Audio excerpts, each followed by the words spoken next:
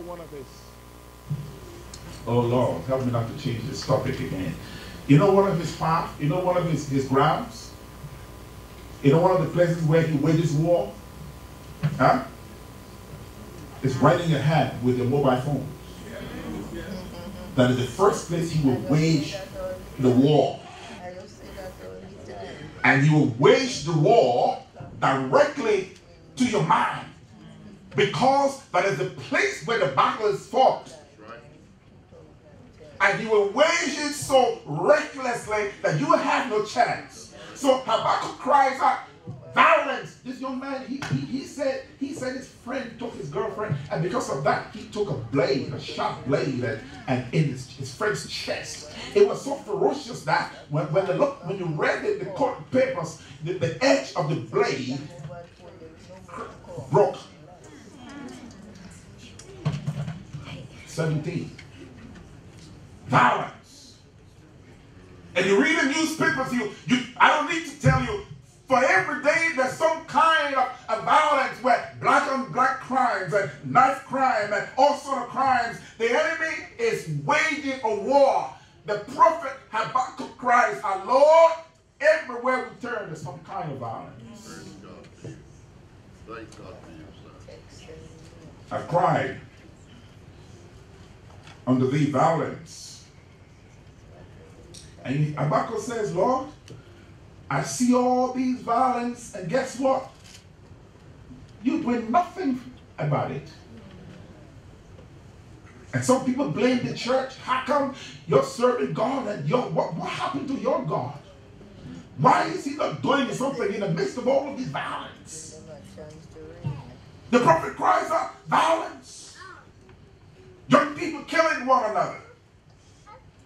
Young people addicted to drugs and all sort of substance abuse. He says, I've cried out to you and you have not responded. Where are you?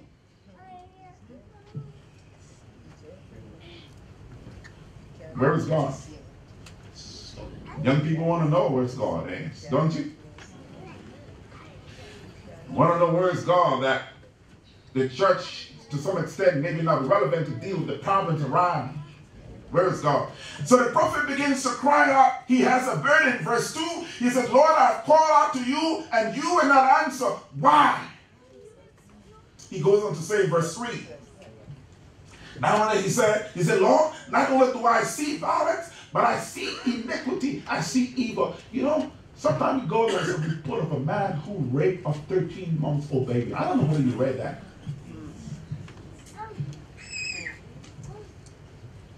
Evil, iniquity. Iniquity takes the heart of people so much so that they do evil for pleasure. He says there's violence. He says there's iniquity. There's wickedness. He goes on to say all he can see is just problems, grievance, spoilings. Everywhere there's strife and a contention. And then what it says in the book, I said Christian Service, page 52, what she says?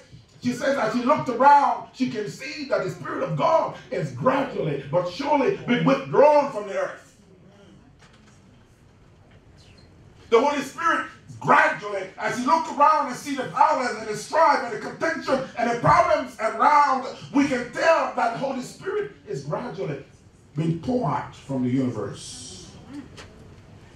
Said in verse 4, he says that the badness becomes so bad that the law is so inactive. The law cannot do anything. So he complains to God. How many of you complaining this morning? Complaining about your problems, complaining about your illness. I want to see not long ago an old lady who was confined to her bed and she had broken one foot and she was walking with the other foot and something happened. She fell and broke the other foot. Both legs broken. Went to see her. She said, Pastor, what is it that I've done so bad that this leg is broken and this other one that I was trying with is also broken. Both legs are broken. She said, Pastor, tell me, what wickedness have I done that God is paying me in such a way? Do you think that's how God works?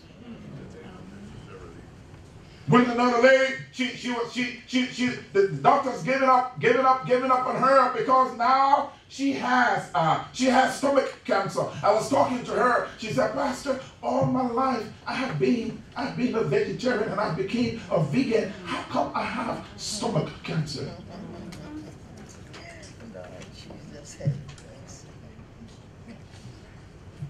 And guess what? She passed away. There are some questions you and I would have. Listen to me, folks. Young people, listen to me. There are some questions you and I would have for which we will not find any answer to. So Habakkuk now complains, violence, Lord, iniquity, Lord, strife, Lord, contention, Lord. I have problems that I don't know where to find the solution, the answer to. And then the Bible says, God responded to the prophet Habakkuk. In verse 5, God says, behold, ye among the heathen, and regard, and wonder marvelously. God responding to Habakkuk. He says, for I, listen now, here's a prophet who is complaining about his problems. Are you with me, church? He's complaining about the violence in society. He's complaining about the grievances. He's complaining about the strife. He's complaining about the contention. He's complaining about his personal problems. And here is God responding to him.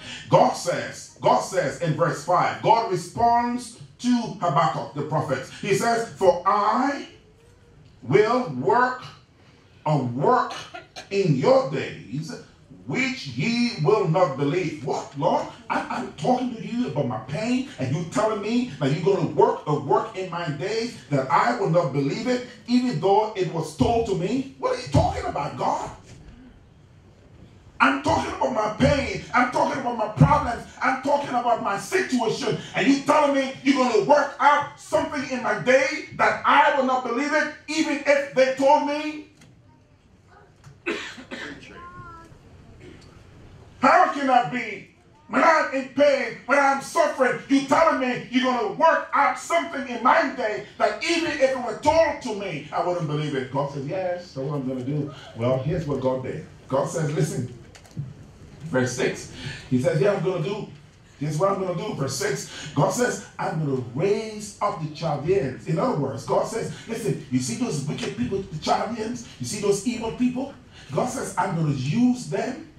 I'm going to give them a whip, and they're going to use that whip to whip you people who think that you know me. Sorry. What? Sorry. You mean, God, I've come to you, your prophet. I've come to you and complained to you and told you my problems and told you about my pain. You said you're going to do something in my day that even if it were told me, I wouldn't believe it. And you telling me you're going to use those wicked people to inflict pain on me, on us. God said in verse 7, yes, he said those terrible people, those dreadful people. Verse 8, he said the horses, they are swifter than the leopards. I'm going to use them to whip you. I'm going to use them to inflict pain on you. I'm going to use the unrighteous to teach you righteous people some lessons. So you think about all the people who you call unrighteous people, all the people who you say don't know God, all the friends who you say don't know God, who don't serve God like the way you do. God says, I'm going to use them to teach you a lesson. Sorry. In other words, he says, I'm going to use them. And the blessings that ought to be given to you, I'm going to take it from you and I'm going to give it to them. And when I give it to them, I will let them come to your face and let them beat you with a whip. Good God. But God, why? Why? We all have questions we ask, why don't we? This prophet Habakkuk is asking where and why. Where? Where is you when I'm suffering? God says, I'm here. And I'm going to work out a problem. She said, I'm going to work out a solution. So Habakkuk, God says, I'm going to use the wicked people to beat you.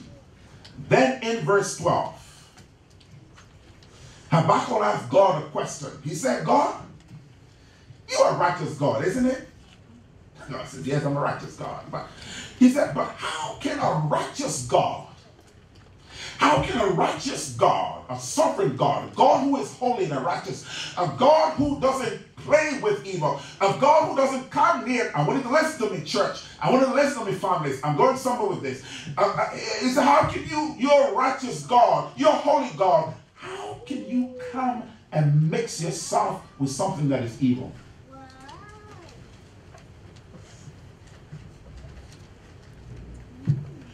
How? How can you? He says, how can you, God, who is holy, come and use something that is unholy? How is that possible?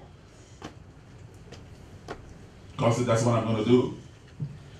In chapter 2, verse 1, Habakkuk says, well, he says, I will stand upon my watch. He says, and I'm going to watch to see what you're going to do. So I'm going to watch to see. You say you're holy God and you're going to use the unholy people to inflict pain on us. God says, Habakkuk says, well, I'm going to watch to see what you're going to do. Then the Lord responded to Habakkuk in chapter 2 and verse 2. And the Lord answered me and said, God says to him, write the vision. You know what God is telling Habakkuk to write? He said, Habakkuk, here's what I want you to do. I want you to take pencil, a pen, and paper. I want you to record this conversation we're having. He said, Habakkuk, I want you to record this conversation we're having. I want you to record it because there will be people after you. Long after you've gone, there will be people who will come to ask me these same questions. I want you to write it down so that when you've written it down, when they read it, they will understand and be able to live their lives based on my word. So Habakkuk says, fine, what I'm going to do. God says to him, for the vision is yet for an appointed